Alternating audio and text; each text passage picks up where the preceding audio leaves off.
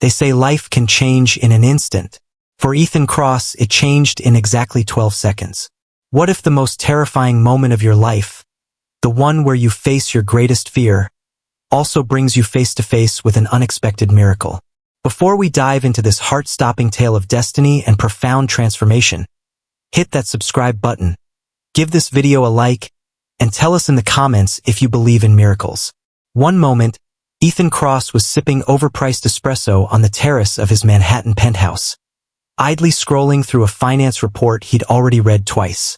The next, his world tilted, spun, shattered into a million pieces. His 5-year-old son, Alex, was choking. The nanny screamed. Ethan froze for the first 2 seconds, his heart slamming into a frantic panic. The sound of his porcelain cup shattering on the marble floor was somehow quieter than his own ragged breath. The boy's face was turning blue. Alex's wide eyes, filled with terror, clawed at his throat. No sound, no air. It was supposed to be a normal Tuesday morning. Now he was watching his son die. Then, suddenly, a woman he didn't recognize was on her knees beside Alex. She'd been in the building lobby, he would later learn. A pediatric nurse named Dr. Olivia Hayes, visiting her mother on the floor below. She heard the frantic screams from the hallway, burst into the apartment without asking, and dropped to her knees with terrifying, clinical calm. 911 is on the way, someone stammered, frantically dialing. But Olivia didn't wait. She positioned herself behind Alex and began the Heimlich maneuver. Quick, sharp, focused. 1, 2, 3 thrusts, then a violent gag. A small, colorful piece of candy hit the polished floor. Alex gasped, cried, breathed. The air rushed back into Ethan's own lungs. 2. A gasping, ragged relief. The room erupted. Relief, sobs, applause. But Ethan didn't move. He just stared at the woman on the floor, who gently cradled his son's head and whispered, "You're okay, buddy. You're safe. You're okay." In that moment, she wasn't just a stranger. She was a miracle. Olivia didn't wait for thanks. When the paramedics arrived and Alex was declared stable, she calmly gave her name and credentials, scribbled a few concise notes for the ER team, and stood to leave. Ethan, finally shaking off his shock, stepped in her way. "Wait." She turned, her expression tired, but polite. "Yes, Mr. Cross? How do you know who I am?" he asked, startled. She gave a soft, knowing smile. "You own the building. You're constantly on the news. You donated $1 million to Sloan Pediatrics last year." He blinked, surprised by her detailed knowledge. She added, "Good cause. Poor follow-through." His brows rose in a sharp arch. "You didn't visit the wing. You didn't meet the kids. You just signed the check and left." His jaw tensed. "And how do you know that?" "I work there." Olivia turned to go, a quiet resolve in her posture. He stepped forward again, blocking her path. "Let me thank you properly." "You already did." "No," he insisted, his voice raw with a sincerity that surprised even himself. "I mean it. Dinner. Anything." She paused, then truly looked at him. Ethan Cross, CEO of Cross Global, Forbes cover darling, widowed, emotionally unavailable billionaire with a sharp jaw and an even sharper tongue. "I'm not a story you can turn into a headline," she said, her voice even. "I'm not asking for a story," he replied, his gaze unwavering. Their eyes held for a beat too long, a silent acknowledgement of something more, something undefined. Then she left, leaving him alone in the quiet apartment, the echo of her words lingering in the air. What do you think of Olivia's blunt honesty? And what is the true meaning behind Ethan's sudden desire to properly thank her? Share your thoughts in the comments below. If this intriguing encounter has captivated you, don't forget to like this video and subscribe to our channel for the next part of this extraordinary story. The next day, Ethan found her. He'd had his team track down where she worked, Eastbrook Medical, Pediatric Trauma Unit. He showed up with a sprawling bouquet that cost more than a month's rent in most parts of the city and stood awkwardly in the sterile hallway, waiting for her shift to end. She looked at the flowers, then at him, a dry amusement in her eyes. That's a ridiculous number of roses. They said it was romantic, Ethan admitted, a faint blush rising to his neck. We're not dating. Yet, Ethan countered, a rare, playful glint in his gaze. She shook her head, a small smile playing on her lips, but she didn't walk away. Started slow. Lunch in the bustling hospital cafeteria. Coffee before her shifts. Shared in the quiet dawn of the city. Text messages exchanged between high-stakes meetings and late-night hospital rounds. Not overtly flirty yet, but filled with a growing, undeniable meaning. She challenged him, relentlessly calling him out when he dodged emotion, when he retreated behind his corporate facade. And somehow she made him laugh genuinely, openly, in a way no one else could. Alex, his 5-year-old son, adored her. He asked for her by name, drew countless pictures of her with imaginary sparkles in her hair, always beaming. She wasn't impressed by his money. She didn't care about his vast reputation. And maybe, just maybe, that's precisely why Ethan found himself utterly unable to stay away. What profound impact do you think Olivia's presence is having on Ethan and Alex? And what does it truly mean to find happiness after profound loss? Share your insights in the comments below. If this story of an unexpected connection is touching your heart, don't forget to like this video and subscribe to our channel for the next part of their extraordinary journey. One night, after Alex was finally asleep, Olivia came over. Not for dinner, not for a date, just to talk. Ethan poured them both wine, the amber liquid swirling in their glasses. They sat on the balcony of his penthouse, the city breathing around them, its million lights a distant, glittering carpet. Why do you always act like you're fine when you're clearly not? She asked, her voice soft but direct, cutting through the silence. He looked at her, truly seeing her. My wife, Sarah, died 5 years ago, he said, the words heavy with unspoken grief. And I still don't know how to grieve without feeling like I'm betraying her memory. Olivia's expression softened, a shared understanding in her eyes. I know what it's like to lose someone too soon. Who did you lose? He asked, surprised. She hesitated, her gaze distant for a moment. My brother, Michael. Cancer. He was 9. A profound silence settled between them, a quiet testament to shared loss. Is that why you became a pediatric nurse? He asked, the connection dawning on him. It's why I learned to breathe again. Later that night, as she stood to leave, a fragile hope in his voice, he asked, Stay. She turned, her eyes questioning. Why? Because for the first time in a long time, Ethan confessed, his voice raw with vulnerability. I don't feel like I'm just surviving. I feel alive. Olivia didn't answer with words. She simply walked to him, stepped into his space, and kissed him. Slow, real, and utterly honest. Peace never lasts long in stories like this. 2 days after their first kiss, Olivia received a call from the hospital board. An anonymous complaint. The voice on the other end said, regarding improper boundaries with a patient's family. Ethan was livid. He immediately offered his top lawyers unlimited money, all his considerable influence. But Olivia declined it all. I can fight my own battles, Ethan, she said, her voice firm, resolute. But it's my fault, he argued, the words raw with frustration. No, she replied, her gaze unwavering. It's my choice. Her eyes held his, a silent challenge. But if I lose this job, Ethan, we're done. Why? He asked, bewildered. Because I won't let myself become dependent on you. That night, he lay awake, staring at the polished ceiling of his penthouse, wondering how love could feel so right and so impossible at the same time. Ethan Cross had fought wars on Wall Street.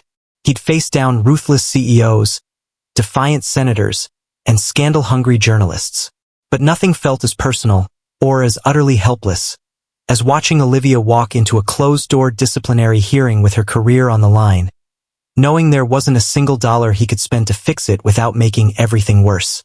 He waited outside the boardroom for over an hour, pacing the hushed hallway, the silence pressing in on him. When she finally emerged, her face was unreadable, a mask of quiet resolve. Well? He asked, his stomach tightening with dread. They're suspending me, she said, her voice flat, devoid of emotion. Without pay, pending further review. On what grounds? His own voice was sharp, laced with fury. Violation of professional boundaries with the parent of a minor patient. That's absurd. You saved my son. I broke the rules, Ethan. You saved my son. I still crossed a line. She didn't cry, didn't raise her voice. She just stood there in the silent hallway, hands tucked into the pockets of her scrubs, like someone who knew exactly what it cost to be right and still lose everything. I'll fix this, he said, stepping closer, reaching for her. No, she replied, her voice softer now, but with an iron will beneath it. You'll respect that this is mine to fight. Ethan, she emphasized, her eyes holding his. I mean it. If you push this, I walk away. It was the first time Ethan truly felt the sharp, undeniable edges of her. Not just her kindness, not her strength, but her fierce boundaries. She would not be saved. Not by him, not by anyone. He watched her walk away, the echo of her footsteps louder than any boardroom silence he'd ever endured. What do you think is the true meaning behind Olivia's unwavering boundaries? And why does Ethan struggle so much with not being able to fix things with his power? Share your insights in the comments below. If this story of an independent spirit challenging powerful expectations is captivating you, don't forget to like this video and subscribe to our channel for the next part of their dramatic journey. Alex asked about Olivia that night. Is Dr. Olivia mad at us? No, buddy. Ethan lied, the word catching in his throat. Is she coming back? Alex's hopeful eyes pierced him. Ethan didn't have an answer, so he lied. She will. 3 weeks passed. No contact. Olivia had vanished into the quiet. Ethan buried himself in work, relentlessly trying to forget the curve of her smile, the fresh scent of her shampoo, the way she bit her lip when she was thinking through something complicated. But she was everywhere. In Alex's drawings, where his son invariably added sparkles to the hair of the super nurse. In the soft hum of silence that now filled the penthouse after bedtime. In the quiet, deliberate way he'd stopped drinking alone. Then one evening, he found an unassuming envelope tucked under his door. No postage stamps. No return address. Inside, a single sheet of paper. Typed, I've taken a position in San Diego. It's a children's palliative care unit. The offer came before all this. I accepted because it felt like the only place I could still do what I love. I didn't say goodbye because I didn't trust myself to mean it. Take care of Alex. And thank you for making me believe I could still feel something. Oh, Ethan sat down hard, his heart hollowed out by her words. She was gone. Just like that. He booked a flight the next morning. Not to chase her, not in anger or pursuit, but simply to think, to breathe, to understand. He took Alex with him. They went to the secluded cabin in Vermont, a place he hadn't visited since before his wife, Sarah, died. There, surrounded by dense woods, wrapped in a profound quiet broken only by the whisper of pine needles, he began to unravel. Alex, in his innocent way, asked questions. About his mom, Sarah. About Dr. Olivia. About what it meant to leave. Ethan answered him honestly as a father can when his own heart is breaking. On the fourth night, after Alex had finally fallen asleep, Ethan sat outside on the porch swing, staring at the constellations he'd never bothered to notice before. And then, finally, he cried. Not the angry, controlled kind of tears. Not the silent, stoic kind. The real kind. The kind that cleans out wounds you've pretended didn't exist for years.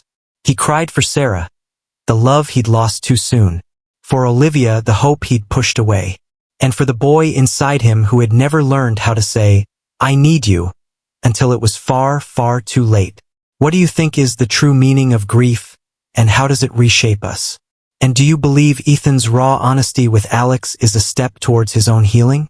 Share your insights in the comments below. If this story of profound loss and the first steps towards healing resonates with you, don't forget to like this video and subscribe to our channel for the next part of their journey. Mình sẽ tiếp tục với phần 5 ngay bây giờ nhé. Okay. Show thinking. Here's part 5 of your story. Part 5. A drawing, a hopeful return. Back in the city, Olivia settled into her new life. The San Diego Palliative Care Unit was smaller, quieter, less chaotic than the trauma unit. More heartbreak, certainly, but it felt honest, raw, and true. She missed Alex most of all. She dreamed of him sometimes. His little arms around her neck, the way he used to call her, Super Olivia. She missed Ethan too. Not the billionaire. Not the headlines. Just the man who brought her coffee at sunrise and looked at her like she was the first honest thing he'd seen in a decade. Then one afternoon, walking past a small bookstore near the hospital, she stopped dead. Taped to the front window was a child's drawing. It was Alex's. She knew the art style instantly. The crooked trees, the whimsical rocket ship, the bright, uninhibited colors. And beneath it, in shaky block letters, "For Olivia, come home." Her chest cracked open. A wave of emotion so powerful it stole her breath. She stepped inside, heart racing, scanning every face. He wasn't there. Not Alex. Not Ethan. But behind the counter, the clerk smiled knowingly. "You're Olivia?" She nodded, barely holding herself together. The clerk handed her an envelope. Inside, a single handwritten letter. "You told me not to chase you," it began, in Ethan's familiar, elegant script. "So I didn't. But I needed you to know. Alex hasn't stopped asking for you. And I haven't stopped hoping you'd forgive me for being someone you had to walk away from. We're in Vermont for the next 2 weeks. The cabin address is on the back of this letter. There's no pressure. Just an open door. Love, E." She stood in the bookstore for a long, timeless moment, the letter clutched in her hand, her pulse shaking, her heart, dormant for so long, slowly, painfully, waking up. What do you think is the true meaning of an open door when so much has been lost? And how will Olivia overcome her fear to step through it?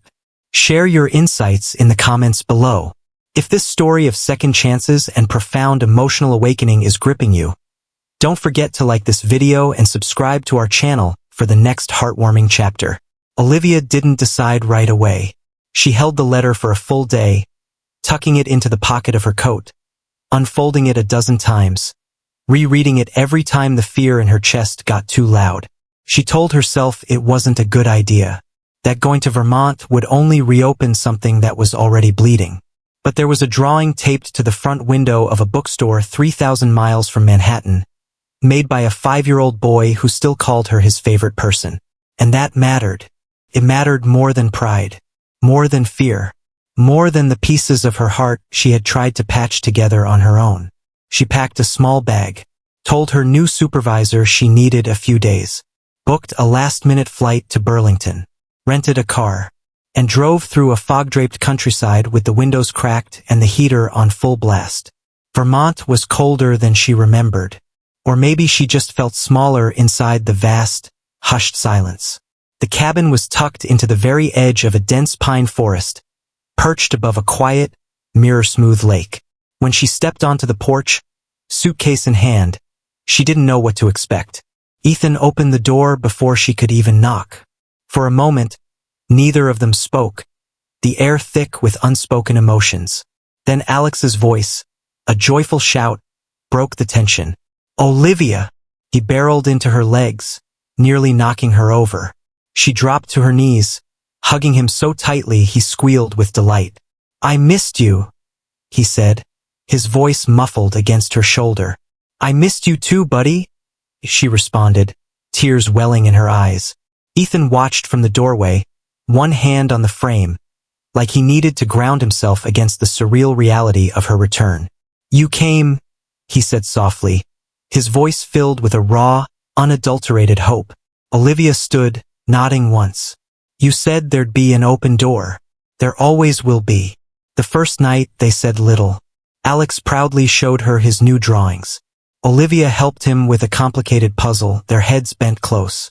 Ethan cooked badly, but she ate every bite, grateful for the simple domesticity. He lit a fire in the hearth, and they sat there quietly, the kind of silence that feels earned. a comfort born from shared vulnerability.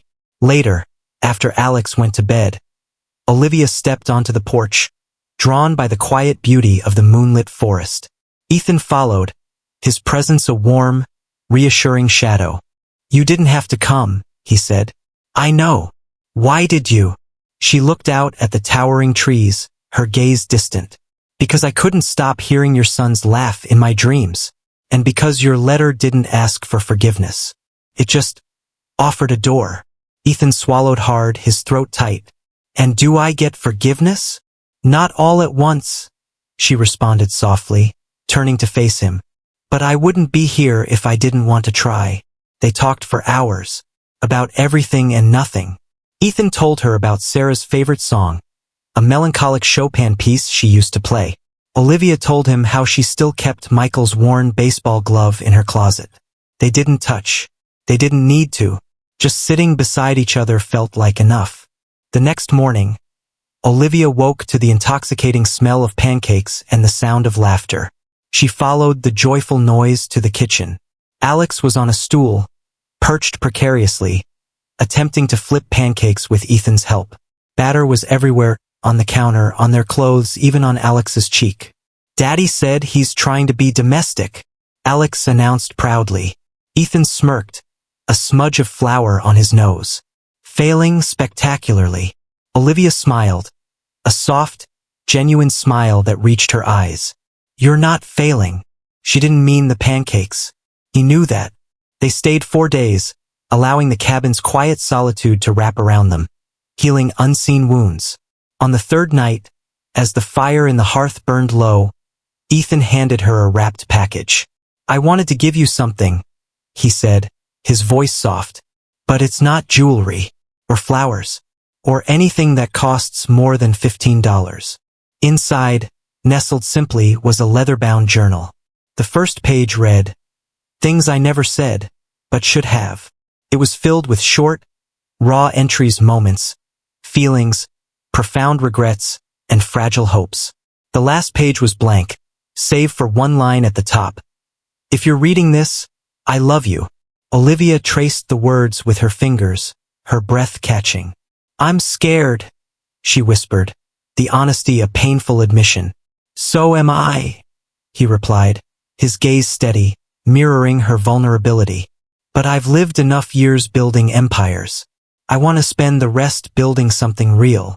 She looked at him, truly seeing the earnest desire in his eyes, the man beneath the polished facade.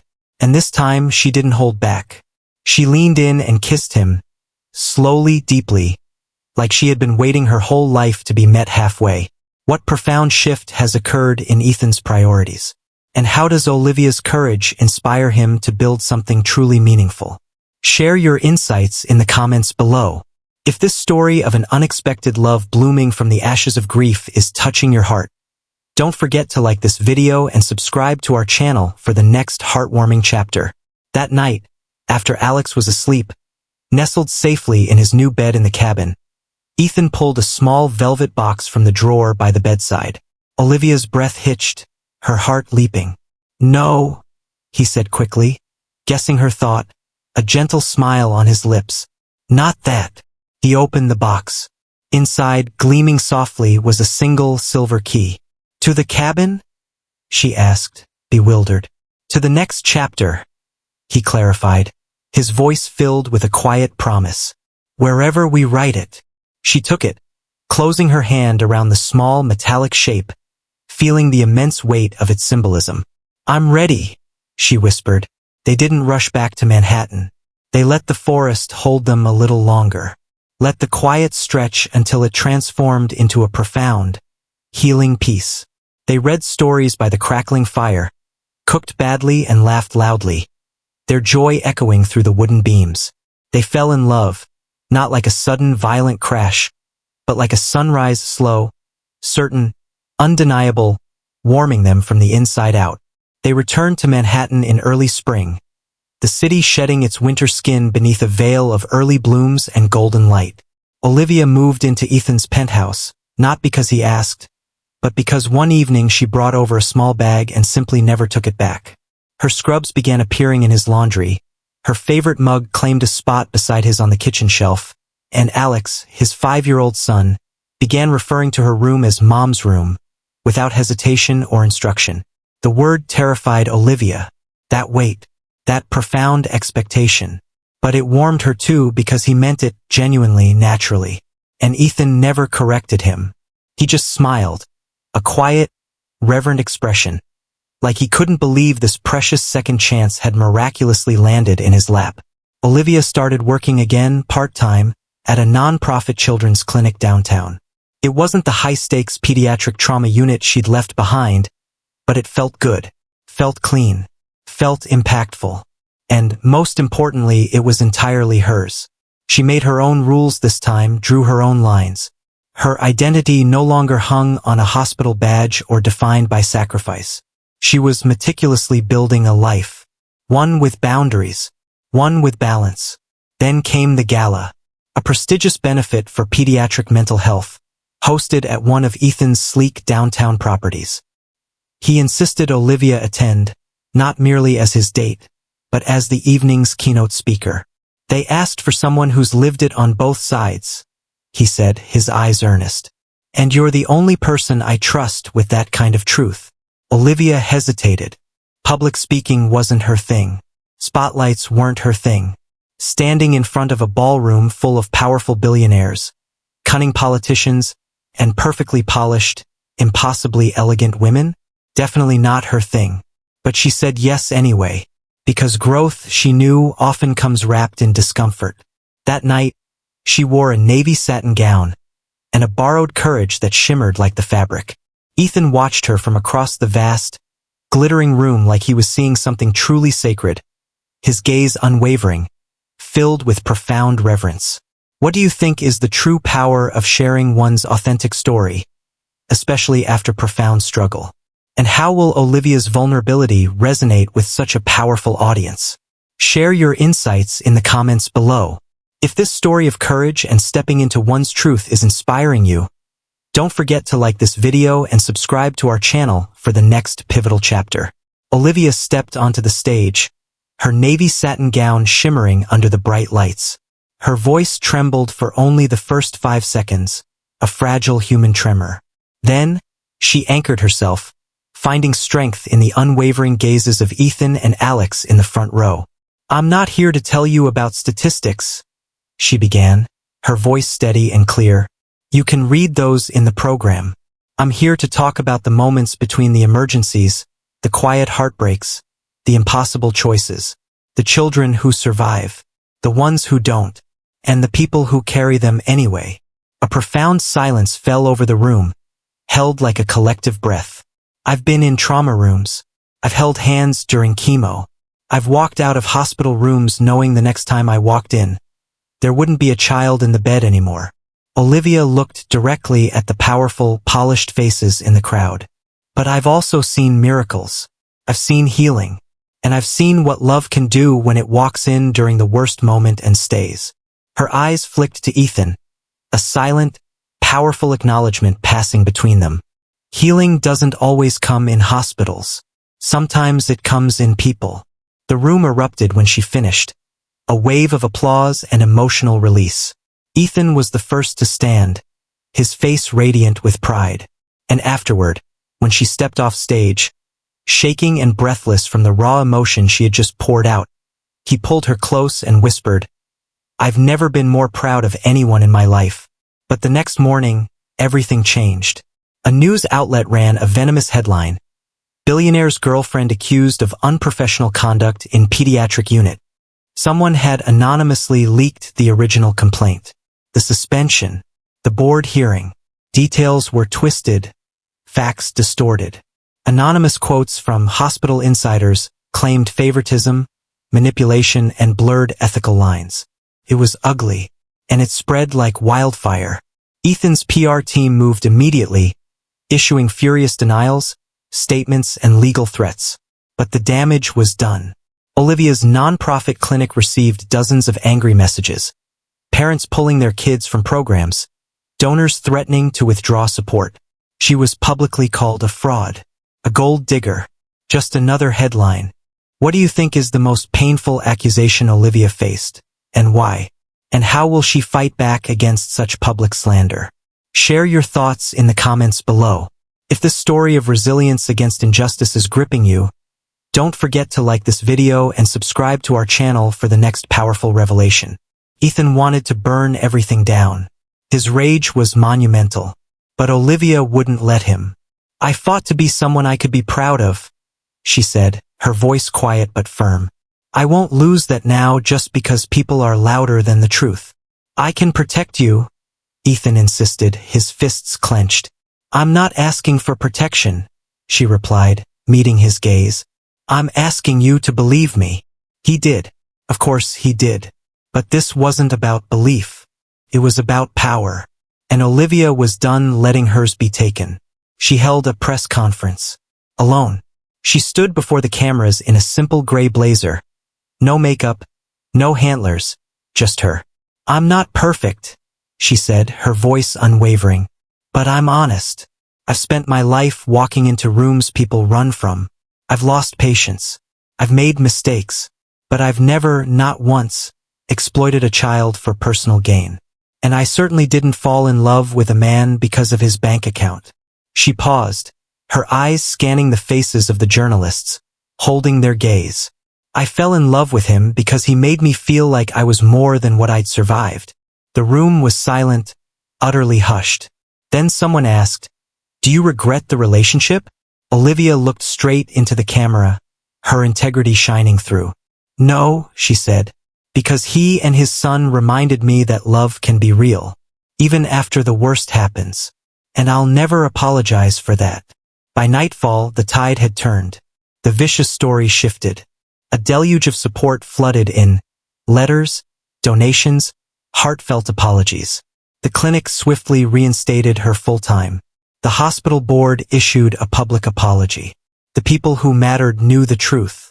That night, as the city lights twinkled beneath them, Ethan took Olivia's hand, drawing her onto the rooftop of their building. "You didn't just save Alex," he said, his voice raw with emotion. "You saved me too." He dropped to one knee, a simple, heartfelt gesture. No velvet box, no meticulously prepared speech.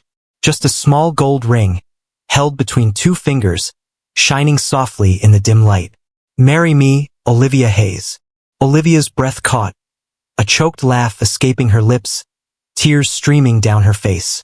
"Say that again," she whispered, her voice barely audible. "Just once, so I know it's real." "Marry me," he repeated, his voice unwavering, filled with absolute certainty. She nodded, a single joyful tear tracing a path down her cheek. "Yeah, I will. Yes." Ethan let out a breath he hadn't realized he was holding, slipping the ring onto her finger before pulling her into the deepest, most heartfelt kiss of his life. And in that moment, as his lips met hers, Nicholas Carter knew. He had finally found something worth more than all the money in the world. Their wedding 1 year later was a dream, not because of a grand venue or extravagant details, but because it was real. When Olivia walked down the aisle, her eyes locked on his, Ethan knew he had never been more certain of anything in his life. But beyond the wedding, what mattered most was what they built together. With Olivia's fierce passion and Ethan's immense resources, they launched the Hayes Cross Initiative, a program dedicated to helping young women build their careers in business, providing them with the mentorship and opportunities that Olivia had once fought so hard to earn on her own. Their days were filled with profound purpose. Their nights were filled with laughter, quiet conversations, and a love that grew deeper with every shared breath. And every morning, when Ethan woke up next to the woman who had utterly changed his life, he knew he had finally found something money could never buy: happiness, unwavering love, and a future worth everything. They spent their honeymoon in Italy. Alex came too, of course. It wasn't a conventional start to a marriage, but then, neither of them had lived conventional lives. They walked along cobbled streets in Florence, shared gooey gelato in Venice, and danced barefoot under the stars in the gardens of a small villa overlooking the coast. Olivia laughed more in those 2 weeks than she had in the last decade, her joy a symphony Ethan silently memorized. And at night, With Alex asleep in the next room, they whispered promises to each other beneath soft sheets and open windows. Not perfect, but real. Always real. This is the final part of your story. Then came the call. Late one afternoon, back in Manhattan, as the city groaned beneath the oppressive summer heat, Olivia stepped into her clinic for a regular shift and was met by her director. "There's something you should see," the woman said, handing her an unmarked envelope. Inside, a printed article draft. Unpublished. The title screamed, "The Nurse, the Billionaire, and the Other Son." Olivia's heart stopped. The article claimed Ethan had a second child. A son born of an affair during his marriage to Sarah, now living abroad. The piece insinuated Olivia had agreed to marry him only after discovering this information, as part of a quiet arrangement to keep the story from going public. It was a lie, a cruel, precise one, but it felt deeply personal, because someone had gone digging. Too deep, too close. That night, Olivia asked him, "Ethan, is there something I don't know?" He stared at her, stunned. "No," he said slowly. "There's no other child. No hidden life. I swear to you." Her voice was quiet. "Then why does this feel so specific?" He sat down, then exhaled something heavy. A truth held captive for years. "There was someone. Before you. After Sarah died. It wasn't serious. But she told me she was pregnant a few weeks before she disappeared. I hired a private investigator. She'd left the country. I never confirmed anything." He looked up, his eyes raw. Then came the call. Late one afternoon, back in Manhattan, as the city groaned beneath the oppressive summer heat, Olivia stepped into her clinic for a regular shift and was met by her director. "There's something you should see," the woman said, handing her an unmarked envelope. Inside, a printed article draft. Unpublished. The title screamed, "The Nurse, the Billionaire, and the Other Son." Olivia's heart stopped. The article claimed Ethan had a second child. A son born of an affair during his marriage to Sarah, now living abroad.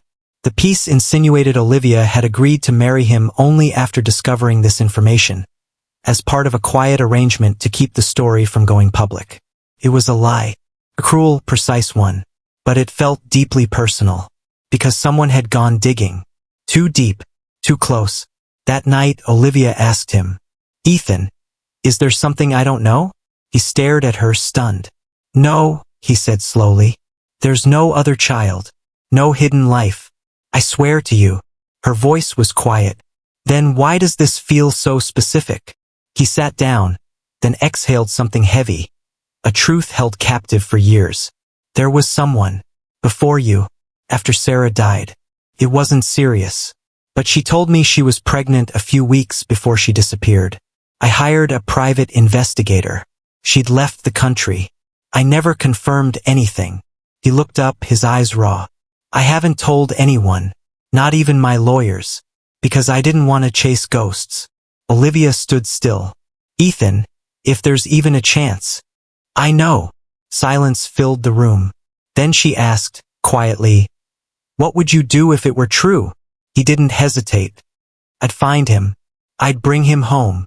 The story leaked within days. Not the full, drafted article, but a headline, a whisper, a grainy photograph of Ethan exiting a building he hadn't entered in years. The media ran with it. Cross scandal buried by marriage? Olivia kept her head down. She went to work. She loved Alex. But she felt the shift. On the street. In the grocery store. Even at the clinic, where some parents looked at her like they weren't sure whether to admire or judge her. Ethan stayed silent publicly, fiercely protecting Olivia. Privately, he searched. Within a week, he had a name, Leo, 6 years old, living in Marseille, France, with a woman who'd changed her name and refused contact with anyone from her past. And a DNA test confirmed it. He was Ethan's son. Olivia read the report in silence, then looked at Ethan. "So what now?" "I go get him." She nodded. "I'm coming with you." Marseille was warm and quiet. The streets buzzed with summer markets and music. But Olivia could see the tension in Ethan's shoulders as they stood outside the small yellow house on the hillside. The door opened slowly. The woman who stood there was thinner than the photo, tired in the eyes, guarded. And behind her, a boy. Dark curls, big serious eyes. He looked like Alex. Ethan stepped forward. I'm not here to fight you. I just want to meet him. The woman studied him, then, after a long moment, stepped aside. And for the first time, Ethan knelt before the boy and said, Hi, Leo. I think I might be your dad. Leo said nothing, but he didn't run. And that was enough for a start. They stayed in France for 2 weeks. Olivia watched Ethan slowly build trust with a boy who'd only known shadows of him. They played cards, kicked a soccer ball, talked about space and animals and American breakfasts. Leo didn't call him Dad. Not yet. But when they said goodbye at the airport, the boy ran after Ethan and hugged him tight. Will I see you again? He asked. Ethan knelt. I promise. Back in Manhattan, Olivia tucked Alex into bed. He looked up at her with sleepy eyes. Do I still get to keep you forever? He asked, his voice small. Olivia kissed his forehead. Always. But that night, as she lay beside Ethan, he whispered something into the dark. Do you ever think this is too much for you? Olivia turned to face him, her heart overflowing. No, she said. I think life finally stopped taking and started giving. He reached for her hand beneath the covers. And I think we're just getting started. 6 months later, the Manhattan townhouse felt different. Louder, warmer, lived in. Leo was moving in. It had taken time, months of paperwork, therapy, meetings with lawyers and mediators. But Ethan had been patient, gentle, present, and Leo had responded. He still didn't call Ethan Dad, but he called him when he had a nightmare. And that meant more. Olivia, meanwhile, had become the quiet, steady center of the house. She didn't push. She listened. She gave Leo space, and he, in turn, gave her his cautious trust. Alex adjusted fast, faster than anyone expected. He told everyone he had a bonus brother, and he liked that Leo was good at Legos but bad at Mario Kart. The boys were different, one loud and imaginative, the other cautious, careful, but somehow beautifully they worked, just like the two people raising them. Olivia stepped into her clinic role full-time again. But this time it wasn't about proving anything. She focused on community programs, bringing vital care to children without access. She started a scholarship in Michael's name, her late brother's. Ethan matched every donation, but only after asking her permission. She'd earned that kind of respect. He knew better now. In late fall, as the leaves fell and the holidays approached, Ethan planned something quiet. No press. No spectacle. Just family. He brought Olivia back to the Vermont cabin one weekend. Just the two of them. They hiked, talked, held each other. And on the final night, beneath the canopy of 1,000,000 stars, he surprised her with a second ring. Simple, elegant, engraved inside with the words, "Not because I lost, but because I found." Olivia didn't cry this time. She just smiled, kissed him slowly, and whispered, "Forever." They didn't need a second wedding. They had a second life. And that was enough. Months later, Olivia found out she was pregnant. She sat with the test in the bathroom for 20 minutes. Stunned. Not scared. Just overwhelmed by the sheer joy. Ethan walked in, saw her face, and immediately dropped to his knees. "Are you okay?" he asked. She nodded, silent, then handed him the test. His eyes widened, then filled with tears. He held her for a long, quiet moment, whispering, "You're incredible," over and over until she believed it too. They told the boys together. Alex screamed with joy, throwing his arms around them both. Leo didn't say anything at first, just went quiet. Later that night, Olivia found him sitting alone on the stairs. "You okay?" He looked up. "I don't know how to be a big brother." She sat beside him. "Neither did Alex. Neither did I when I had my brother. You don't have to be perfect, Leo. You just have to be you. That's enough." He leaned into her shoulder. "Do I still get to stay?" Her throat tightened. She looked him in the eyes, her voice filled with unwavering love. You're not going anywhere. When their daughter was born, they named her Elena, after Olivia's mother. Leo held her first. Alex sang to her, off-key but full of love. Ethan cried harder than anyone, tears of pure, unadulterated joy. And Olivia, she just watched the life she never imagined unfold around her, piece by piece, like the final perfect snap of a complex puzzle. One evening, years later, Olivia stood in the hallway outside the nursery. Elena had just fallen asleep in Ethan's arms. Leo was in the living room, reading aloud to Alex. And the whole house was lit with the kind of soft, golden light that only exists when love has earned its way in, when a family is truly, deeply home. Ethan came to stand behind her, wrapping his arms around her waist, pulling her gently back against his chest. "You okay?" he asked. She leaned back into him, completely at peace. "I'm better than okay. I'm alive." He smiled, kissing the top of her head. "I never said thank you." "For what?" she whispered. "For saving Alex. For saving me." She turned in his arms, her eyes meeting his. "I didn't save you, Ethan. You let yourself be saved." Outside, snow began to fall. Soft, quiet, real. And inside, their life went on. Messy, beautiful, unscripted, true. Built not from perfect beginnings, but from second chances. Ethan Cross once thought that success was everything. That power, wealth, and control were all that mattered. But then came Olivia Hayes, the woman who proved him wrong. She wasn't just another employee. She wasn't just a passing distraction. She was his greatest challenge, his greatest lesson, his greatest love. And in the end, it wasn't power or money that changed his life. It was her. Now they stand together, not just as husband and wife, but as partners in life, in love, and in purpose. Because love isn't just about finding someone, it's about choosing them every single day. If this story touched your heart, don't forget to like, share, and subscribe. Turn on notifications so you never miss another heartwarming, emotional tale. Because sometimes, the most unexpected stories lead to the most unforgettable love. Love has the power to change everything, if we're brave enough to let it.